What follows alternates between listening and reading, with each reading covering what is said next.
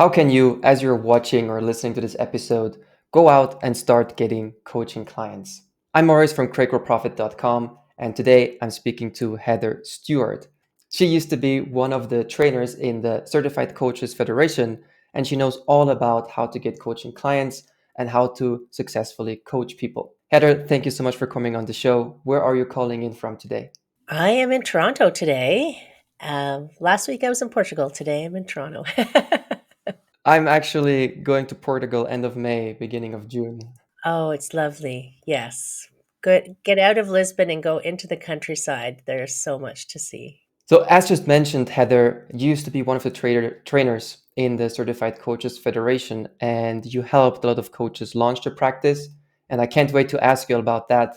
But what is it that you do today? So I'm still a coach, and I'm not training coaches these days. And for a little while, I was coaching mainly coaches on how to have their business. But now I've created a program called the Thriving Life Method, where I'm helping people really get to look at what it is that maybe there's something in their life that's not fulfilling, or they're feeling unhappy, or they feel overwhelmed, or they feel like sometimes you hear them say, is this like the rest of my life? Is this what I'm going to have to live the rest of my life? And they've realized they're not happy. So I'm helping people sort out, get clarity on what does make you happy.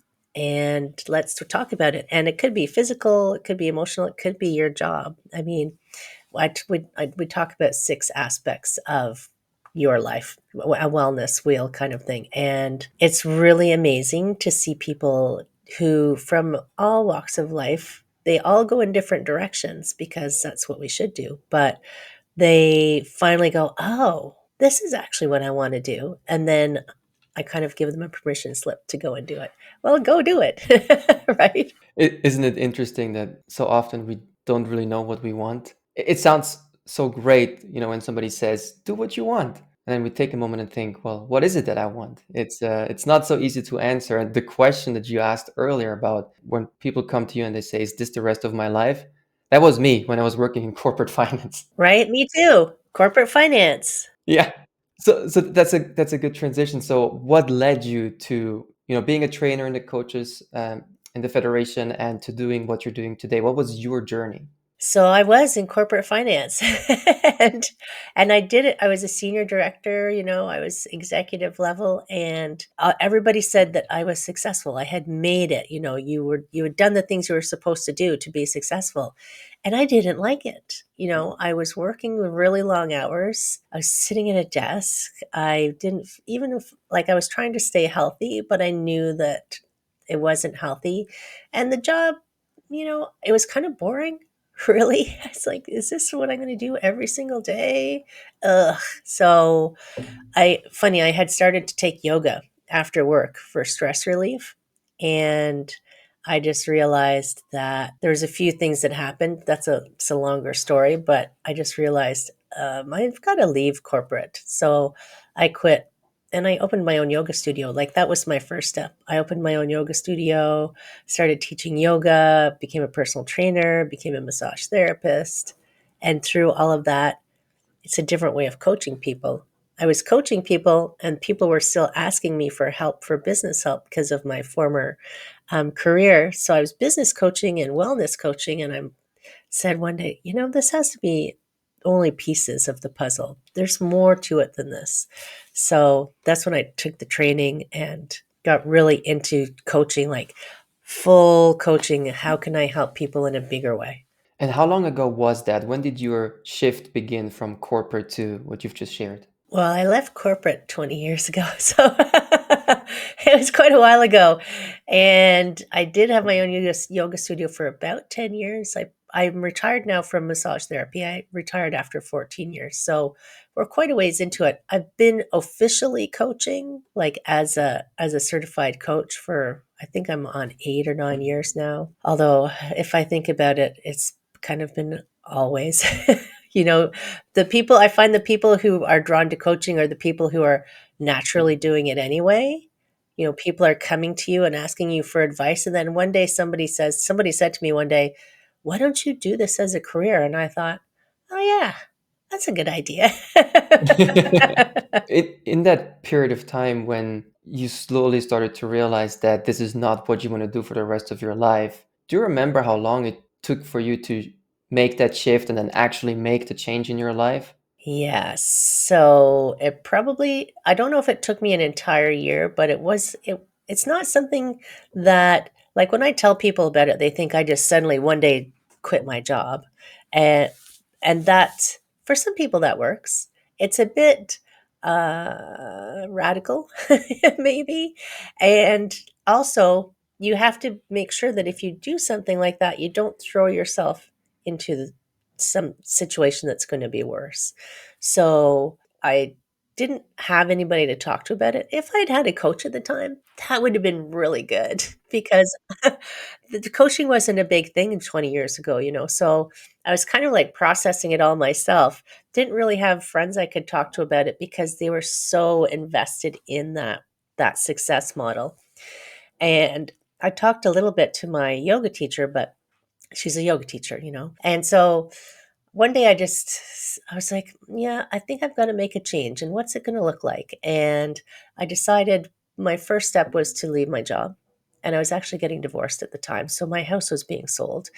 And so I knew that financially I was okay because I was going to have enough income to help me through whatever I decided to do. So when I decided I was going to leave my job and I knew that I was going to have this financial buffer, I knew I could take my time, right? So I decided to go to India. I just said, yeah, I want to be away from everything. And I had the opportunity because I was going to be free basically and didn't have any financial worries.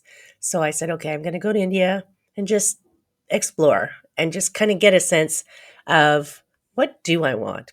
Because if you're entrenched in the everyday, every day, every day, and you don't have someone to help you kind of unpack, you can struggle for a while on what do I want? I can remember I had a client once who I asked her what made her happy and she didn't know. I'm like, whoa, it was early in my coaching. I'm like, whoa, you don't know what makes you happy? It's like, it just seems so strange to me. So I knew that if I could take myself away from everything, it would give me some time. And it's kind of an intense place to visit. So give me some time to get to know myself really well and some space to think and not really have any responsibilities. We dream of freedom, don't we? So when you go traveling, there's some freedom, but at the same time, I picked a challenging place to travel. So it was beautiful, though. It was amazing. I spent 3 months there. When I came back, I knew that I wanted to go back to school to become a massage therapist. I knew I wanted to do this physical wellness side of things because I practiced a lot of yoga while I was there. And so I knew I was really drawn to the physical wellness side. And I threw myself into that. And then the other things started dripping in. Heather, there's more, there's more, there's more. So that's kind of where it all happened. It is a leap off the cliff, but it's not without some thought about how to leap off the cliff. I like how you introduced the story when you said, yes, it's a big change in life, but you also want to make sure that you don't jump into something that's worse or even dangerous or existential. Well, and some people will think, oh, this job is so terrible, I'm just going to quit. And then they find themselves in a place where, maybe they can't pay their bills. And that's going to cause them so much stress and they don't want to take just any job. So if you're under stress, you can't think clearly. The stress reaction doesn't allow your thought processes to be clear. So it's like you need to clear out the stress to be able to think clearly. That's why I went away because I just needed to get away from everything. I'm going away. Now, if I'd gone to Hawaii, that would have been pretty cool, but I really wanted to go to India. And they have some of the best food in the world too. Oh my goodness, yeah. Did you find that when you launched your yoga business and you started working in massage therapy and as a coach, did you find that your experience and knowledge in corporate finance was a big advantage? I thought it was going to be so easy because I'm a business person. I know all about business. So, and you probably know this as a corporate finance person, you really know how to keep track of things, but you don't necessarily recognize all the other parts that happen. So it was a bit of a trial by fire. I opened my yoga studio. I knew how to run a business. I didn't know how to market a business, how to have customers.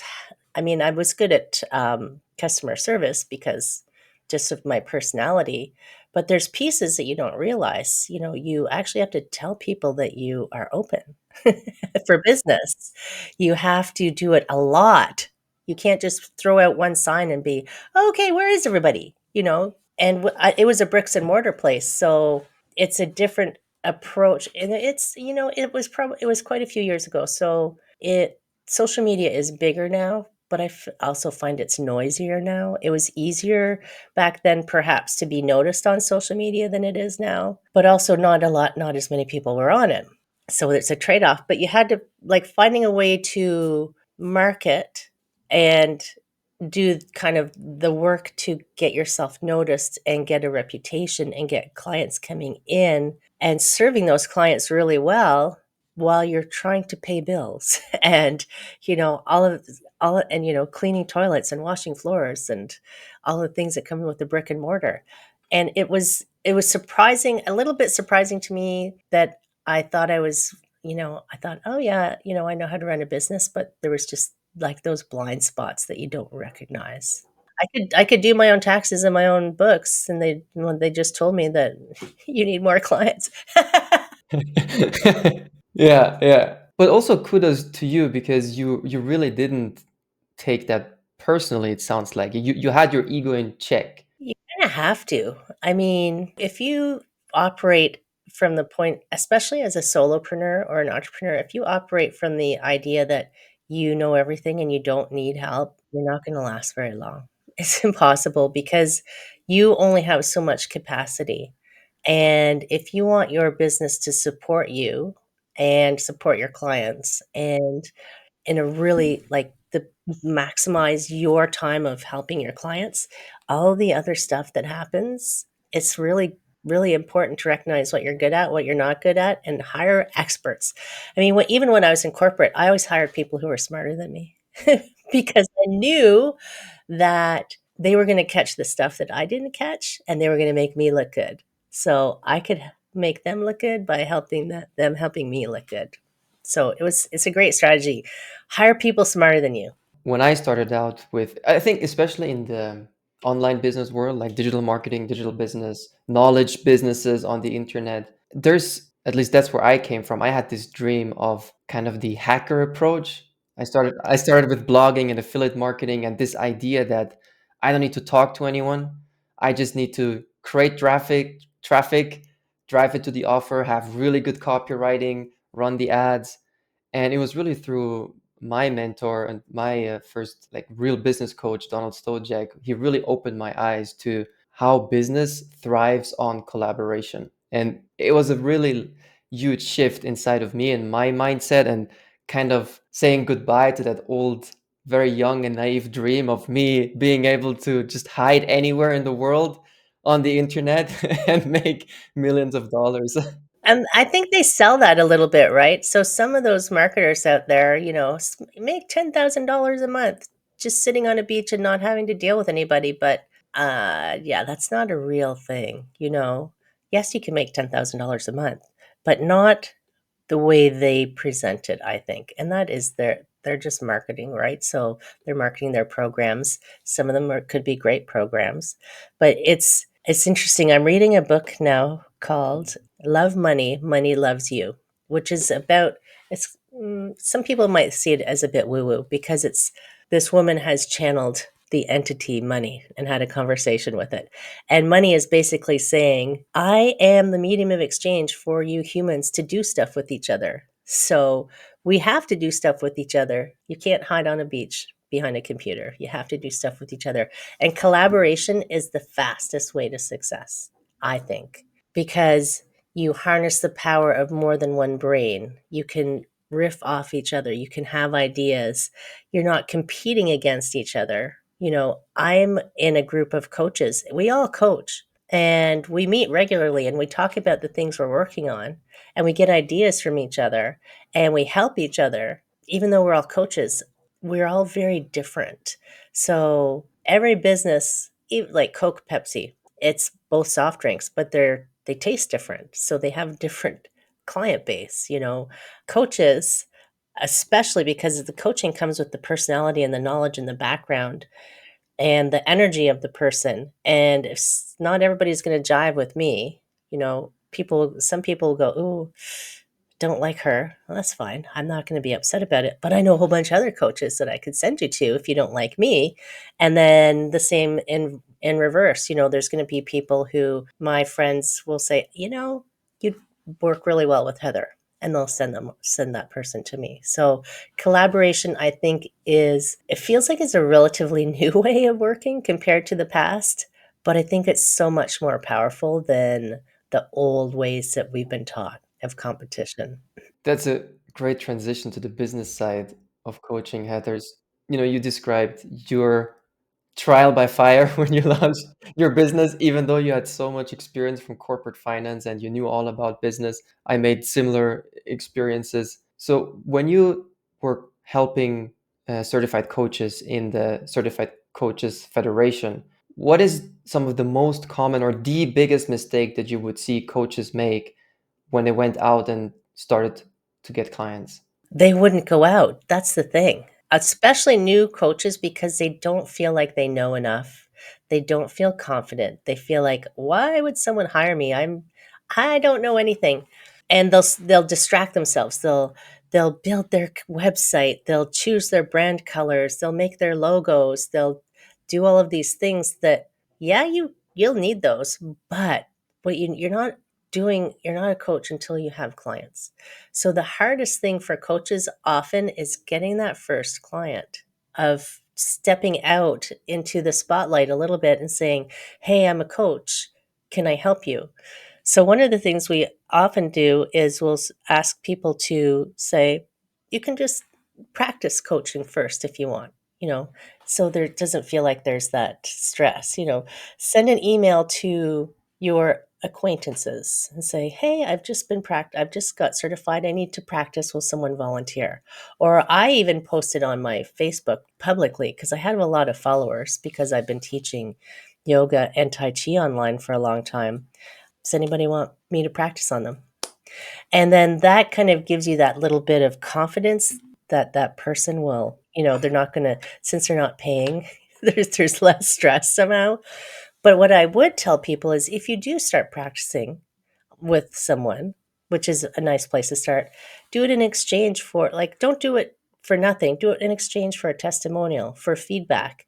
And you can give someone a formatted feedback so that you get the information that you want. A formatted testimonial. A formatted testimonial is really handy when you're trying to market yourself. So it's like the person says, "This is how it was before. This was my experience of coaching. This is how it is now." So the person who's reading the testimonial can say, "Oh, they changed from that to that. I would like to do that." Instead of, "Oh, Heather was great. She's a super awesome person."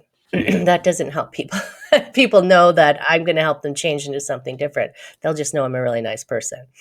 So practicing, getting practice clients through social media, if you feel brave enough to post on social media, or just to friends and acquaintances, if that feels safer for you. Sometimes that feels scarier because the person knows you, but and then do it in exchange for a testimonial, and incorporate that into your website. Don't spend lots of time on your website and your brand colors. I call that procrastinating. You're just yeah, you're just spending all of your time on things that will support your business but aren't serving your clients and aren't finding you clients. Procrastinating. Procrastinating. And you can find people, like I paid a guy on Fiverr to build my website for me because I was starting to build it and I said, "Oh my God, I'm taking so much time. This is too much time." And he did it so fast, so much better than I would, and inexpensive. You have to put a little bit of money into your business, a little bit of investing your time and a little bit of money to get yourself going. Not tons. I mean, people will tell you they spent $10 and went viral, but that's very rare. So don't do advertising yet. don't do paid advertising at this point, I don't think, until you get some testimonials and some traction behind you. But um, you have to put yourself out there and tell people. You have to put up your hand and say, hire me. And then the other thing that they do is they're afraid to tell people how much they charge. And coaches are notorious for undercharging. New coaches are notorious. They don't see the value in what they offer, so they will underprice themselves, which doesn't help them because they're putting their energy in. You have to charge the value of what you're offering people. And your self value is important. So some inner work could always be, go a long way. Get yourself a coach to help you with that and charge what you're worth. And do not be afraid to say how much you charge. Don't sound like, well, is this much money okay? I mean, look at the range of prices that coaches charge. Like, look at Tony Robbins. I mean, what is it, like hundreds of thousands of dollars or something? So you're like, I'm not Tony Robbins. No, you're not Tony Robbins, but you're also not, you're worth more than, $20 an hour. Yeah, and Tony Robbins is not you. No, definitely. Circling back to something you said earlier, which I find really key to all your advice, is you said something along the lines of we can't think clearly when we have too much stress, or we can't make the right decisions when we're under attack by stress. And these two things, like setting up the website yourself or starting with the website and the logo and thinking of creating a massive website as opposed to just a simple one pager, these things add to the stress as well as undercharging. Then we end up in a situation where we might have clients and it feels great, but then at the end of the week or at the end of the month, slowly the realization creeps in that we're working a lot of time for not enough money, which again adds to the stress. And this combination, although well intended, coming from a place of bootstrapping our coaching business, it leads to so much stress that we start to make bad decisions. Do you agree with that? Right. You start to make like panic decisions almost. Like you'll take clients who don't align with you because you think you have to. You won't tell people no. You'll just say yes, yes, yes to everything, which adds more on your plate. You'll end up with a to-do list that's, a mile long, and that's always going to be keeping you up at night because you're like, I have to do all these things. In reality, you probably don't have to do most of them. I mean, I have clients who I don't think they've ever been on my website. It's because they don't care. They just want the coaching. They just want to talk to me and they just want me to help them. I'm like, okay. So there's a gentleman who I follow who says all the time, you have to spend your time doing the things that are going to earn you money. The things that cost money, you can pay someone else to do them. So things like websites and setting up whatever you need, your email providers. I actually had hired a marketing person last year who did an amazing job. She did all this split testing. I'm like, I don't have time for split testing. It doesn't even work in my brain how to do that.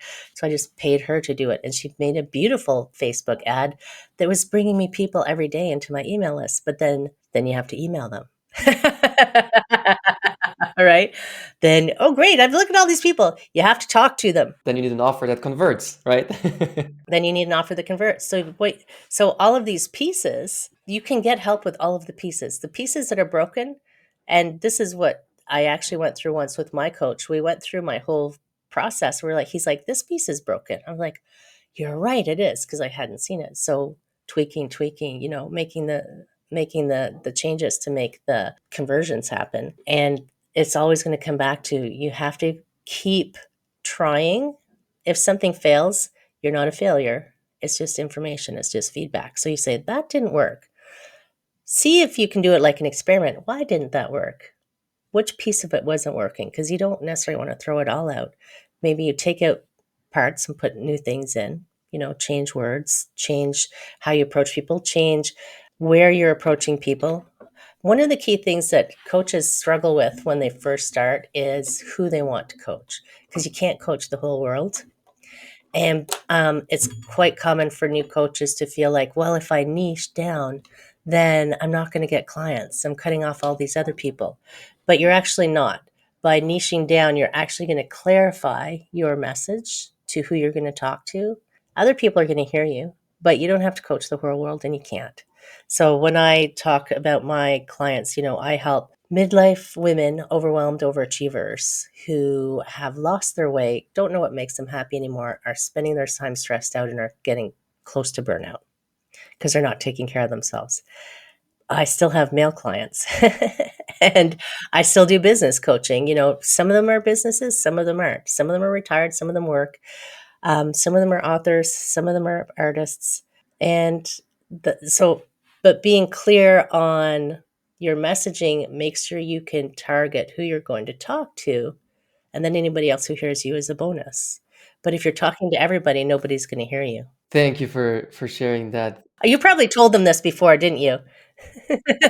Not the way you shared it, but right, your evidence, basically your personal success backing this up, and the way you explained it, it's niching down is so much about bringing clarity to the messaging, and people who have a clear message look more trustworthy. And so same as it happened with you, there's still men and other people who want to work with you, but that's facilitated by you showing up so clearly in your marketing and in your vision for your coaching. And I know when someone first starts coaching, they can feel like, oh, it's too overwhelming. I don't know who to coach. I say write a list and roll a dice. Yeah. So what I say is most coaches are coaching a former version of themselves. So I still am a bit of an overachiever. I'll put my hand up. But I was that corporate, overwhelmed, too much to do. My life is slipping away. Is this all there is? I was that person. So I have experience on what I did to get out of it. I'm not going to tell you to do what I did, but I know that I know what it feels like to be in that space. So when I talk to people about it, they go, yeah, she was there. She knows what it feels like. Maybe she can help me. You know what? That is such a good argument to choosing a niche, when choosing the group of people you know you can understand. Yeah. Right? Even breaking away from who do I want to help, which problem do I want to solve, especially in coaching, thinking about which group of people do I really understand. And when they talk to me, not that I tell them what to do, but I understand their situation, their emotions, their frustrations. That is such a good point. It's funny because when I first started coaching, I thought I was going to be a business coach for health and wellness professionals because all the trainers and yoga teachers and everybody I knew, they were really good at what they did and they sucked at business. I said, I can help these people because I know business. And I was in the Professional Speakers Federation, and my coach in the Speakers Federation said, Heather, yes, you could help them, but first help the people who have money. and and that's not going to be yoga teachers, so and he said first go help the people who have money, and which is why overwhelmed overachievers, it's a larger group, although it's a narrow group, and they come from all walks of life. He said once you've established yourself there, then branch out to the other groups who you want to help. So it's that difference between, yes, I want to help these people, but they're not even ready right now for me to help them because they don't see that they have a problem. They think they're supposed to suffer. And also, many times they feel bad reaching out because they know they can't afford it. And they're often afraid to ask for payment. I mean, I would talk to some yoga teachers sometimes who, because I had my own yoga studio, I said, you have to send me an invoice. He said, oh, I just thought you would send the money. I'm like, no, that's not how it works. Money doesn't magically appear. You got to send an invoice. You talked earlier about first helping people in your network, getting testimonials. And one thing I discovered about you before we hit record is your new, it's not an app, but your new program called Coach in Your Pocket. Coach in your pocket. Yeah. And what I really like about that is that we can coach people, or we can work with people through many creative channels. We can find something that works for us or resonates with us, like you're doing now with Coach in Your Pocket. Can you talk a little bit about that? And it is interesting that you can coach in whatever. I try to coach in a way that reaches the client where they are. So sometimes it's on Zoom, sometimes it's by phone because people don't want to be on Zoom. But recently I was on WhatsApp with a colleague, actually, someone who I collaborate with, and we were just WhatsApping back and forth, and I was helping her. She was struggling with something. She was having She was having a mental moment. And so I'm asking her questions and talking her through it. And at the end, she just said, "Wow, I just got so much clarity and I feel so much better." And she said, "This is amazing. I didn't know that you could actually coach by text message." I said, "Neither did I."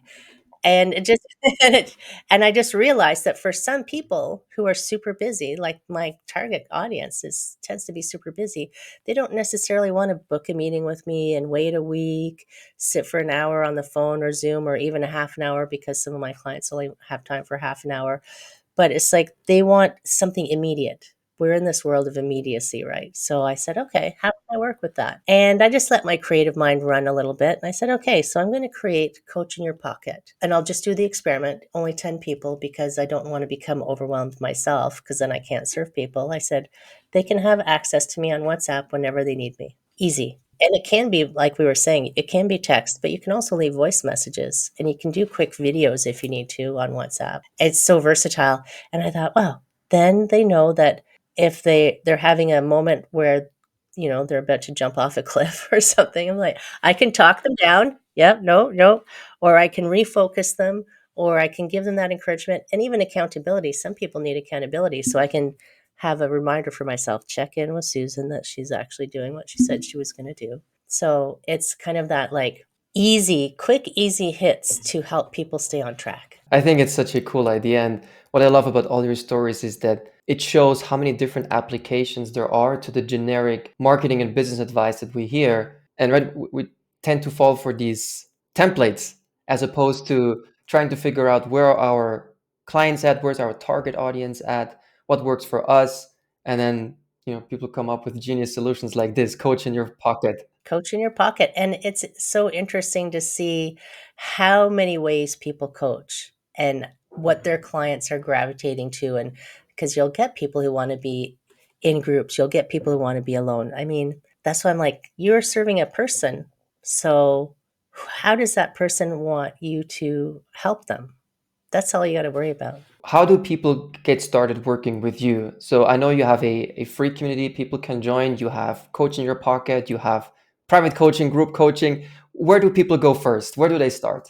Everything is on heatherstewart.coach, because I don't want to overwhelm people with choices. You just go there, you scroll there's a tab that says start here, and then you can scroll down and see, do I want this? Do I want this? Do I want this? It's the menu. So if somebody just wants to get a little closer to you, feel you out a little bit, then they can join your community for free. And I do free, I call them curiosity calls, because some people are thinking, coaching, ooh, I don't know, what is that? So I just say, spend a half an hour and let's have a chat, and I'll tell you what I think. Yeah, and especially the people who are overachievers and they know time is not what they have in abundance right now. But at the same time, something's got to change. If you don't change it, then it's gonna be like that. I always say 5 years out, if this is still happening, where are you gonna be? Yeah, and is it worth saving that little bit of money to be in the same spot in 5 years from now? Actually, you're going to lose money if you stay there. Lose health, lose time. Oh my goodness. So heatherstewart.coach, that's where they can book a curiosity call with you. That's where they can join your free community and find out more about Coach in Your Pocket, right? Right. Exactly. Heather, it was a pleasure having you here. Thank you so much for sharing all your insights and advice to other coaches. Thanks, Morris. It was awesome.